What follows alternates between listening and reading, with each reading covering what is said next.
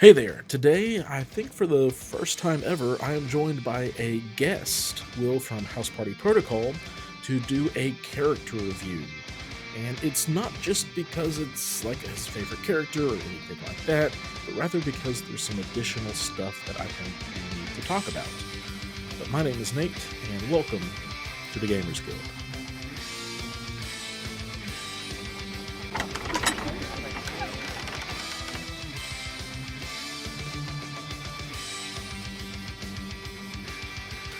All right, so in case you are not familiar with the wonderful Will from House Party Protocol, Will, talk a little bit about yourself.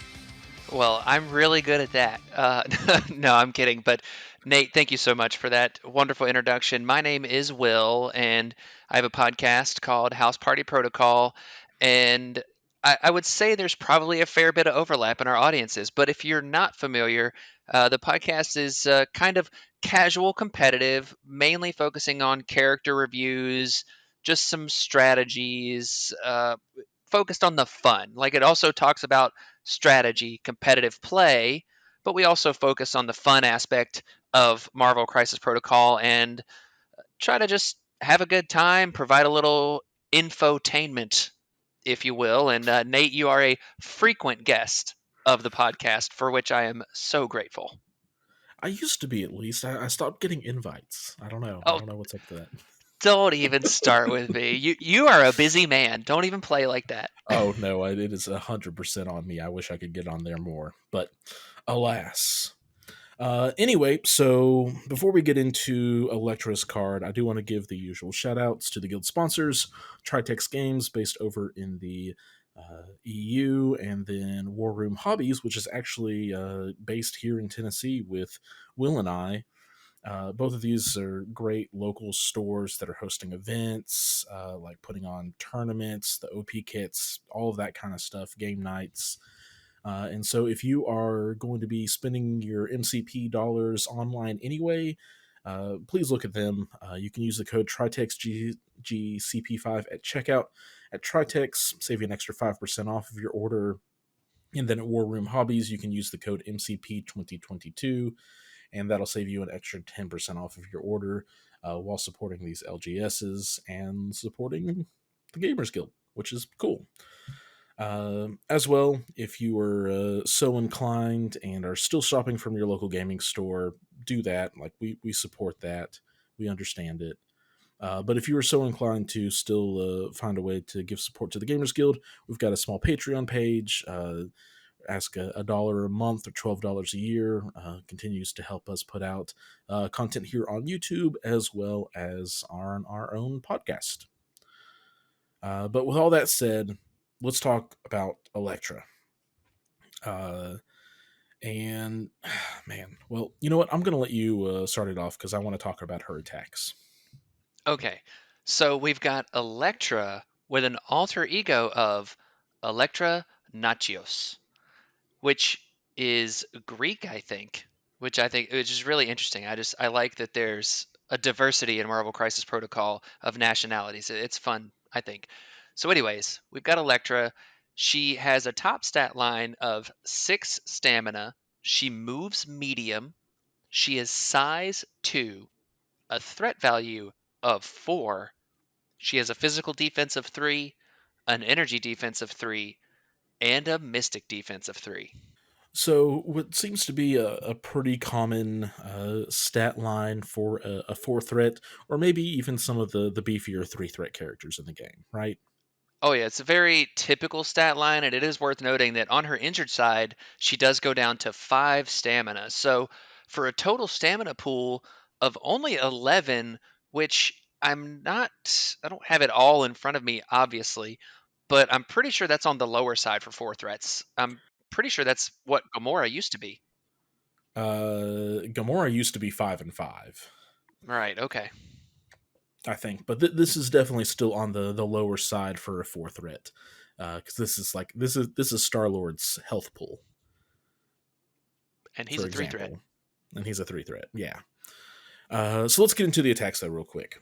We've got first her Mystic Ancient Throwing Blades. It has a range of 3, strength of 5 for no power. And it does not have the usual line of text that I usually say here about gaining one power or gaining power equal to the damage dealt. That is not here. But on a wild, you do trigger Pierce and Bleed. Pierce letting you change the result of the defending character's crit, wild, or block to a blank, and Bleed giving them the Bleed special condition. As well, after the attack is resolved, if there is no hand ninjas on, basically, if you don't have any grunts, you get to put some hand ninjas into play, place it within range 1 of Elektra, and then because of a special rule on the grunts card, if you want the full rundown on them, go check out the previous episode or video that I put out about Daredevil. It talks all about the hand ninjas. They get to come in, make a 4 die strike. It's great. It is worth noting that if you're at range 3 with Elektra and you place the hand ninjas at range 1 of her, because they're on that 50 millimeter base, they will be within range 2 of the target Elektra attacked. Yeah. I guess there could be some like awkward situations where if you're not able to get the optimal measurements, the ninjas might end up out of range if you're just at the edge of 3 and then there's like an awkward terrain piece. But for the most part, it gets to be a double attack if the hand ninjas aren't already on the board. Exactly. But no builder at all whatsoever. It's interesting. Next up is her Spender attack, and it's a physical one called Impale. It is a range 1, 8 dice attack that cost 5. It says if an allied hand ninja's character is within range 2 of the target character, add 2 dice to the attack roll, getting it up to a strength of 10. And the defending character does not add critical results in its defense roll to its total successes and cannot add additional dice to the defense roll as a result of the criticals. So basically, what we've seen on Vision and Scarlet Witch's big spenders as well. Additionally, after the attack is resolved, this character may advance medium. So it's quite the attack. I mean, it can be pretty potent. I gotta say though, Nate, I do have just a slight bit of a problem with the fact that it's called Impale because, yeah, sure, she has size and sure, she impales people in the comics, but she's known for getting impaled, not doing the impaling. You know I what I feel like mean? Like everybody, that's a lore question up here, sir. That's a what are you doing? I'm just saying, everybody remembers that very famous panel of Bullseye impaling Elektra. Anyways, it doesn't matter. This attack's really great, but it just costs one too much, I think. Yeah, one or two, just like because visions, I think cost. How much does visions cost? That's what I would. Synthesoid Avenger costs 4. All right, so yeah, I'd say probably one too much, especially because visions over here is a character that has a superpower that just says gain 2 power, as well as a beam that gains a power at least 1 power per attack, if not more, because of sap power. And then it's the beam, so like if you hit 3 people, that's 3 guaranteed power. You know what? Let's get into superpowers before we dive down this rabbit hole and find out how she can earn power. Exactly. So, her first superpower is a reactive superpower. So, it has a trigger, and we'll get into what that is as we read the text here, but just realize that there is an a time specifically when it can be used. So, Assassin's Step. When this character damages an enemy character with an attack, after the attack is resolved, it may use this superpower. So there's your trigger right there. An attack has to do damage, and all effects have to resolve. It's very important. Place this character within range 1 of the damaged character. This superpower can be used only once per turn. What do you think of this one, Nate? You know what? As a whole, it's a pretty nice superpower. Yeah, I really like it, especially because I think it's going to catch people off guard when they use certain abilities, right? So I don't I don't have this timing chart right in front of me, but I believe that she's able to assassin step after the like say convocation does a place. Is that right? Is that how that works? I I don't know convocation as well as you do at this point, but hers would happen first, I think, if they both happen after the attack is resolved. They do. Okay, so there you go. Yeah. So luckily, she's got that range 3 ancient throwing blades, so she's able to get in that range if she was right on the fringe there before they're able to move away, but not out of range. So I really like that. And I also really like the fact that it can play into the objectives a little bit because that I think is one of the things that she's really going to be able to do well is surprise people with her mobility. Hmm. Yeah, she'll have surprise mobility, and it's action free mobility, which is what's really nice about it as well. In the sense that you get the attack, you want to do the attack anyway, and then based off of that attack, you also get some really nice effects. The one thing I wish it didn't say was that it has to damage an enemy character. Exactly. All right, what else we got? Next up, we have a reactive superpower, Martial Prowess. Now, we've seen this one before. It's going to cost you 2 power. When this character is targeted by an attack within range 2, it may use this superpower. Instead of rolling dice equal to its defense, it rolls 5 dice instead. Then, if this character suffered no damage from the attack, after the attack is resolved, the attacker suffers 2 damage. I love martial prowess. It's really good, but it's also a trap sometimes. Yeah, no, it just kind of depends on the situation. Maybe that enemy character only has like 1 or 2 health left, so if you get a nice defense roll, you're also killing them or something. Like it can be really good though. Absolutely. If someone's attacking me with a 4 dice builder type of a situation, it's wonderful because 4 dice versus my 5 dice, typically the attacker has the advantage, but as soon as you start adding more defense dice in there, those odds swing a little more in the defender's favor. Hmm. So I really like that. And it's also a nice little deterrent for people. Yeah, it makes you kind of think twice, and the fact that she has martial prowess in addition to, spoiler alert, stealth. She's a ninja. She has stealth. Shouldn't shock anybody, but means that most of the time characters are going to end up either not able to attack her or end up in that martial prowess range. Exactly. So her next superpower is an innate superpower. So this is always active, called Out for Blood. When this character deals damage to an enemy character with an attack or superpower, after the attack or superpower is resolved, this character gains 1 power. Oh, look at that. Her builder is a superpower. Uh, Tell me how you really feel, Nate. oh man, we'll talk about it. So as Will has already mentioned, and the only change on her interest side is that she goes down to 5 stamina, like Will has already mentioned.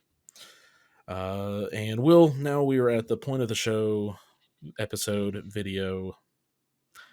Will, we are now at the point of the video where we kind of go over like the pros and cons of a character. So Hmm. let's start by telling me what do you like about Elektra? I like. This is tough because I have to come at it from how I'm currently playing the game and look at it from that lens and everything, I think, right? Hmm. So I like that she can bring something to the squad I'm liking to play right now, which is convocation, that's a little different than what the tools they already have, but also synergizes a little bit with what they already want to do and with their leadership in some interesting ways. In terms of on the broader MCP perspective, I like that she's a character that plays, I mean, darn near differently than any character we've seen to this point in the game. I think that AMG tried to do something very unique with Elektra. Even though we've seen martial prowess, even though we've seen attacks that have place within one and stuff like that, what we haven't seen is a character that can assassin step, so place within one after whatever attack she does at any point, right? A lot of times we see a character like a beast where it's has to place within one. We've seen stuff on Proxima Midnight where she has to place within one, stuff like that. And that's usually useful, but there's times that you don't necessarily want those triggers on beasts specifically. But I like that Elektra has that versatility to choose when she wants to go in or out.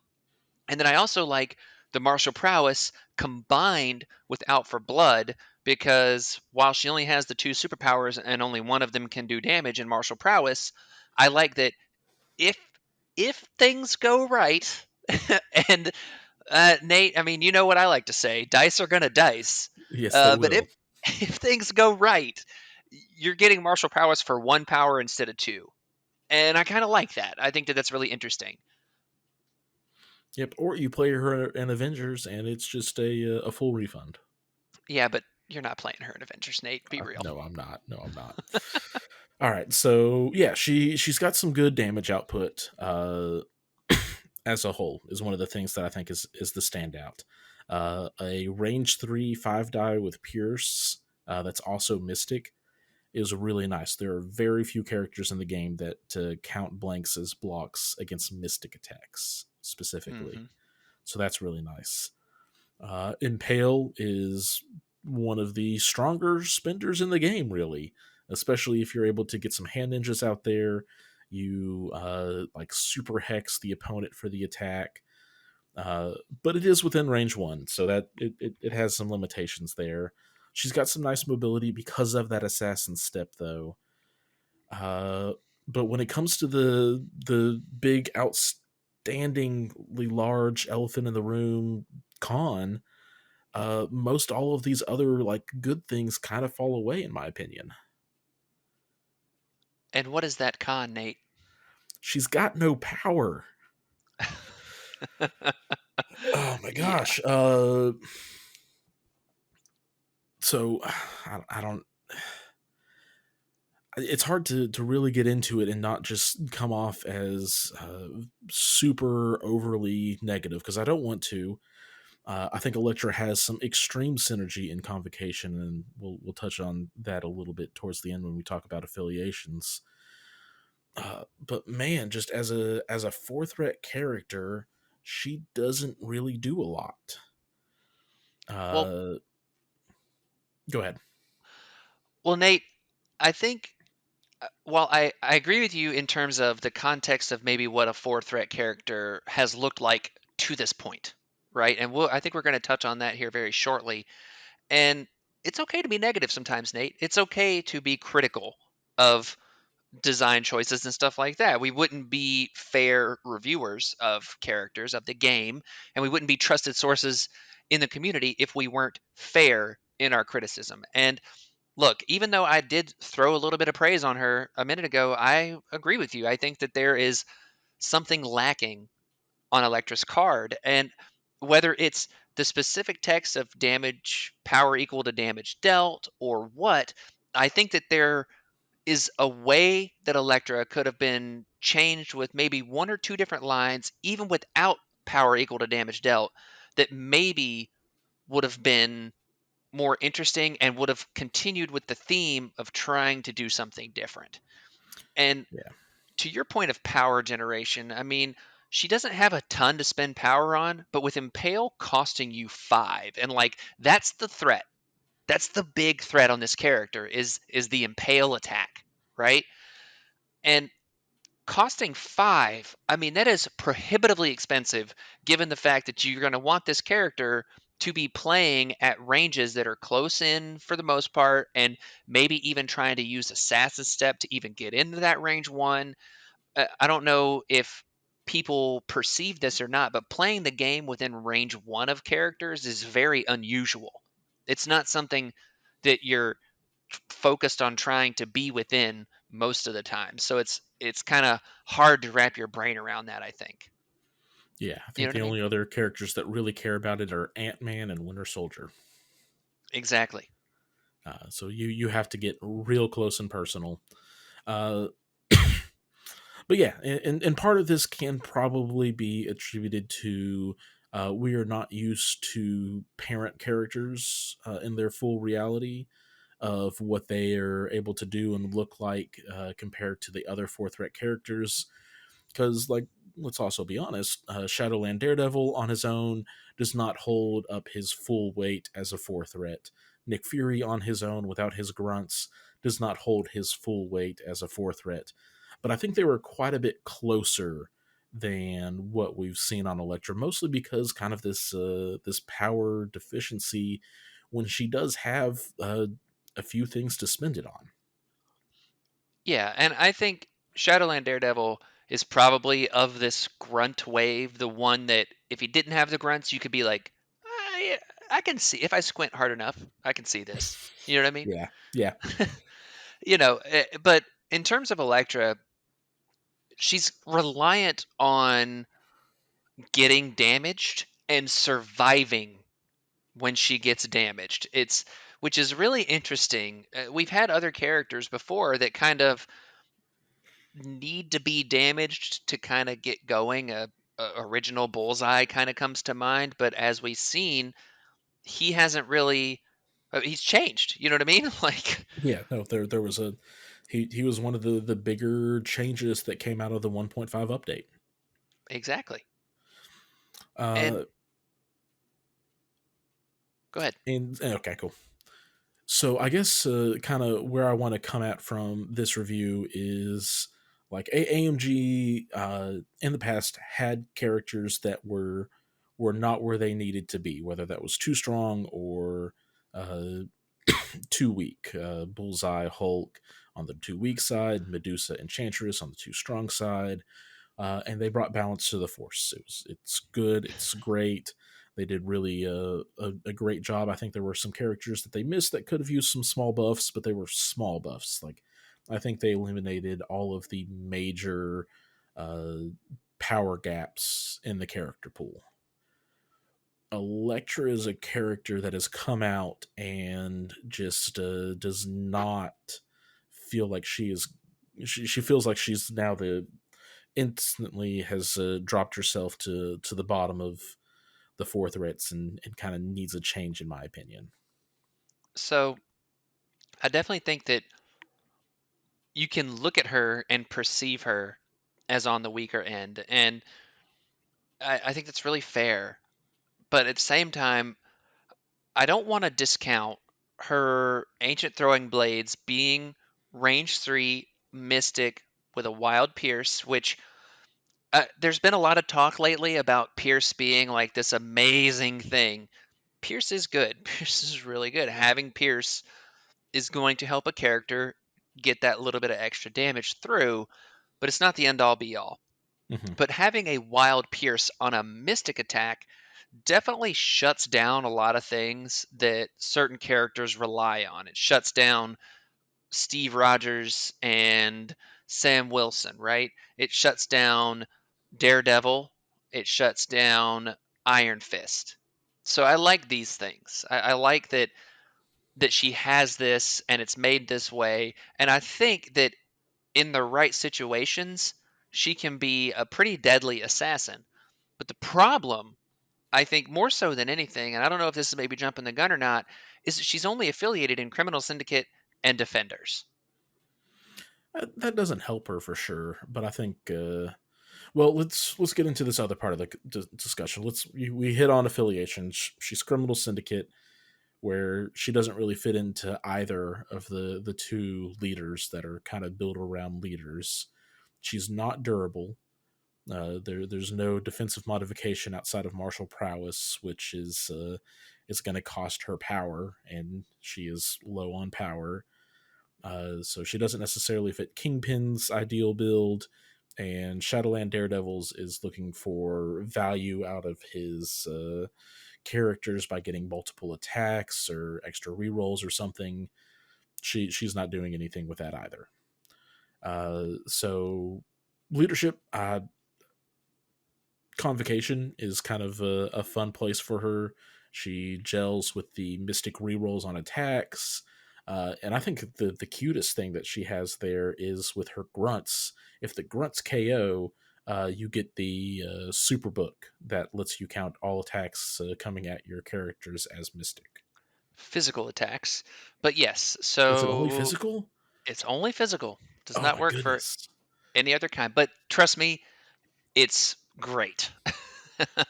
Just goes to uh, show that I really do not play Convocation, both either against or with. it's okay, Nate. You can live vicariously through me. I'll allow it. Yep. But Uh, yeah, I think that her Good. her criminal syndicate thing is interesting because it's like when I look at Elektra here, she's 4 threat, right? And that in and of itself presents a problem for criminal syndicate because you've got a character like what I see Elektra doing, right? Like I see Elektra if she's playing with Kingpin, like you can put her on the table with Kingpin, right? Is it the most optimal choice if you're going competitive? Probably not. But her ability to damage people at range 3 and assassin step to count as 2 characters will definitely throw people off. That's fair. You know what I mean? Like, oh, Elektra's over here, she's attacking, she's assassin stepping. Oh, she's attacking again? Would I think could catch people off guard and be at least interesting. And then boom, you're dropping hand ninjas down to maybe grab an extract that those guys got, and then you know what I mean? Like, I think there's interesting things that can happen. There's too many variables there, but I think it's interesting in terms of with Shadowland Daredevil. Again, I agree with you. Like, I think more rapid fire stacking those kind of effects is going to be more useful with him. However, playing him and Elektra together presents an interesting choice with the grunts because if I remember correctly, you don't have to designate which one is the parent. Anyone, either of them can be the parent on any turn. Yes. So it can provide you with some interesting opportunities to activate and bring them back at opportunistic times, Yeah, which that's fair.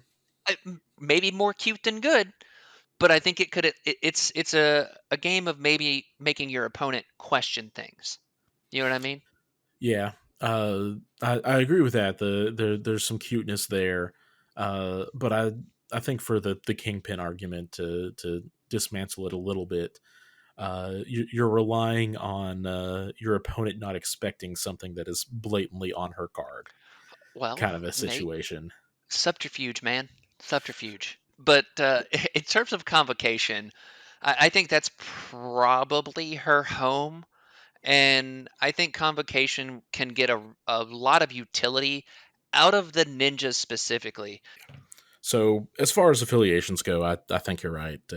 Convocation is kind of the place where she's going to see the most benefit, and they'll enjoy having her around with the grunts and stuff.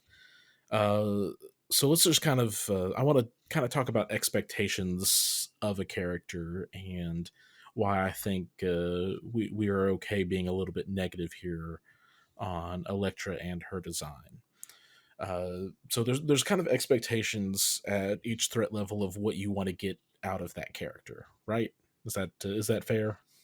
I'd say that's pretty fair, yeah. So far at least. Exactly. Um, so when you're down at like the 2 threat levels, uh, basically your character should probably only have one job. They'll be good at that job, but they're not going to be great at much of anything else. And there's usually a bit of a drawback too. Yeah. So like Nebula, who is probably the most efficient damage dealer out of the bunch, doesn't get to interact or hold objectives. Hmm. Rocket's probably the most optimized too, because he also gets to avoid those freaking dodge rolls and stuff because he doesn't take character collisions and no, he just doesn't take collisions. He ignores So good. collisions, yeah. Yeah, so stupidly good. Wong is a support who's able to heal, give power. So they're very geared into like one kind of space. They're not going to do multiple things well, but they'll do that one thing. Maybe have a drawback because of it, but that's kind of how the 2 threat characters work. 3 threat characters, you start getting into characters who either do one thing really really well, or do a couple of things about as good as you would want a 2 threat to do it. I feel like. That's fair. That's a really fair perspective on that. Thank you. Uh, so if you look at a character maybe like Deadpool, He gets rerolls on attack and defense. He's got the healing factor, uh, a lot of attack focused abilities. Deadpool is an attrition piece. He's not necessarily the best attrition piece in the world or anything, but that's kind of his shtick. But then you can look at a character like Doc Ock, who's got a little bit of control to him. He gets some extra power generation going, and he's a little bit tankier. So he's got kind of some multifaceted things. You then can look at it again on the single track focus. You got a character like Luke Cage, who's there to be like a bodyguard, and not just a bodyguard, but a durable bodyguard. Like he's one that is going to be frustrating to take down, but he loses out on the control aspect. Well, Hmm. then you've got characters like Lizard, who's like, hey, I'm durable, have a little bit of healing factor, but I also have that control aspect, but I lose out on bodyguard. So there's this constant back and forth of trading of what a character can be, what a character can do. And it's what keeps the game interesting and all these new releases interesting because some of them can share similar roles, but no two characters are alike. Uh, and the expectations just kind of keep growing as you get higher and higher. So I guess, Will, what are the things that you typically expect a character, like if they're supposed to excel in something, what are the kinds of things that they could excel at? So I think for threat characters, if we're kind of focusing on that, that they have to be either hyper purpose built, or they have to be kind of multifaceted in a way where it doesn't hurt you. Hmm. You know what I mean? And I think two shining examples of that. And the first one you're going to say, maybe some controversy, but let's just go with it. Corvus Glaive, as a four threat, okay, is hyper purpose built for one thing. And then, yes, he's got the ability to add a gem and make himself a little stronger. Sure, take that gem off. Nobody plays him without the gem. I get that. But, like, take that gem off, and he's still really good at dishing out the murder. He's still really good at it. He gets better at it when you put the gem on, but whatever. Okay. So I think that that is an idea of a character that is purpose built for murderlation. Hmm. Let's look at another character, especially in the rebalanced version of him, because he was lacking a little bit before. That is balanced in the way of saying he's multifaceted in a way that what doesn't hurt you like it used to, and that's Captain America Steve Rogers. He's able to do some damage. He's able to be an offensive relevant character, but he's also able to be that defensive character that he always was. But now he's not a liability on offense, and making it to where if you have to roll dice with him, you're not feeling terrible about it. Yeah, So you're not throwing. You don't feel like you're throwing away an action when you do a shield throw. Now you're like, cool, I'm getting a power back, and I'm throwing 5 dice, so I'm actually going to deal a little bit of damage here, and stuff like that. Not to mention, he's also got a little bit of control in him now because he's got a guaranteed size 3 throw on his spender.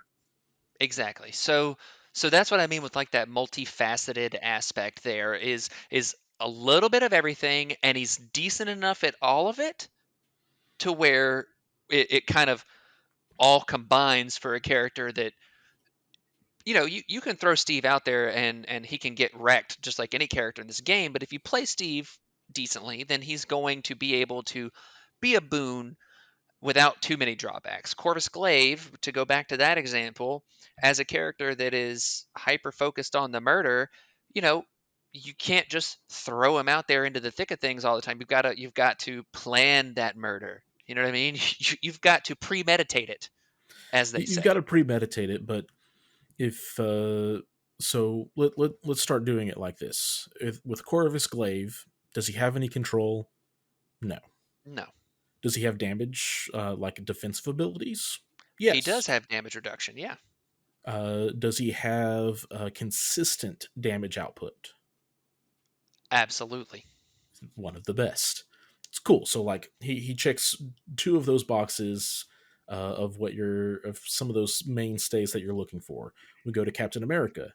Is he really defensive? Oh yeah. Yeah, he again one of the best. Does he have some control? No, he also checks off that box. Is he super offensive or have like offensive consistency? No, No. not really. Uh, and so you kind of start looking at characters in that sense. And the other thing that you probably want to look at and keep in mind is mobility is another big aspect that characters can do really well with. Uh, Absolutely. so the last one I'm going to bring up because I think Gamora is now kind of the epitome of a four threat that's focused on the damage output. Uh, has free damage consistency, has some defensive tech, not really. Martial prowess is there, but it's not huge on that. Uh, but has a spender that has pierce and can attack multiple people, and has mobility, and also has a pounce with her assassin's leap, letting her throw herself and not worrying about the collision herself. Mm-hmm. So she's kind of geared in this way, and everything is geared toward it. If we shift gears and now look at Elektra, does she have any damage consistency on her card? No, Nate. I mean, I guess you could say the Pierce, maybe. The pierce, but there's nothing to help you get that pierce or Correct. anything like that, or get any extra hits or crits or etc. Mm-hmm. Uh, she has some very specific mobility on her card with the Assassin's Step, where you have to both spend two power and you have to deal damage on an attack. Mm-hmm. Does she have any like real defensive consistency? Definitely not. Cool. Does she have any control elements on her card? No. Any extract shenanigans? I mean, I guess you could say shenanigans with Assassin's Step, maybe, but probably not. No. The answer's no, Nate, okay? Yeah. So all of this to say, Elektra just does not stand up to the other four threats. You can even look at Fury and be like, cool. Well, he gets some consistency and double attacks on his spender with the shield agents, and like Fury's biggest thing is the extract shenanigans with his shield agents. Mm-hmm. Daredevil has a little bit of mobility because of pursuit on his baton, but also is just a freaking tank himself with a total of 13 stamina, counting blanks on physical and energy defenses on both sides.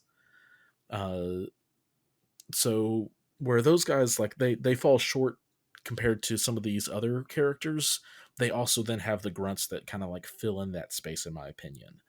Yeah, yeah, they fill Elektra, in that gap. yeah, Elektra falls short and then still has the grunts, but basically the grunts to her I feel like are just like a hey, you get one extra four die attack when you do an ancient throwing blades. I think that's fair.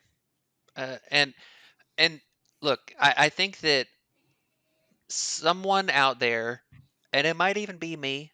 I doubt it. I'm not usually big brain enough for this stuff. But someone out there is going to figure out a way to kind of make her work a little bit. But the problem is ultimately going to be that there's generally going to be a better choice every time. You know Yep. what I mean? Yep, whether it's in affiliation or out of affiliation, most of the time there's going to be other stuff that is just going to do more than what Electra is going to bring to the table for you. Exactly. All right, so that those are our thoughts on Electra as a character as a whole, and kind of a discussion also about kind of expectations of what a character should be doing for you if you're getting the all the use that you can out of the character. Sure, some games you're going to have somebody that ends up just sitting on a point holding an extract also, and your opponent's going to ignore them, and you're like, well, like yeah, like this character didn't do anything all game, but at the same time they're scoring you victory points, so that's going to happen. But when a character can just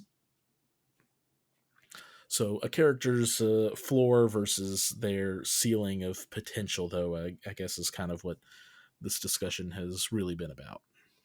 Yeah, and that's fair. And you know, Elektra unfortunately is one where AMG missed the mark a little bit. I think that it's just tiny tweaks, and she could be much more interesting of a character. And I think a fair comparison for like design wise, like Elektra and Gamora should have some overlap, but they don't quite have overlap in the right places. Yeah, like Gamora, she loses Pierce on her builder, but her builder one actually gains power, and she's also just rolling 6 dice on it. Right. And she's got the deadliest woman in the galaxy ability, which allows her to change hits or dice to hits for each wild in the attack roll. And you don't have to have that exact same ability, but Elektra could do with something like that too, as a master assassin. Mm-hmm. So, Yep, as a master assassin herself, something else that could have been really cool is like if she had martial prowess and martial artist. She'd be the first ooh, character to have it, but like that'd be really cool, that'd be that'd be awesome. right? Like that alone, that change alone would make her suddenly such a just different character, because then you're fine throwing her up into the middle of the board. People attack her, she gets a little bit of power, but that like the martial prowess then is now a really big threat that you want almost like exclusively want to attack her at range 3. Exactly. But alrighty, guys, that is our thoughts. You've listened to us rant about one character far longer than you probably should anyway. But thank you all for listening, and as always, keep on gaming.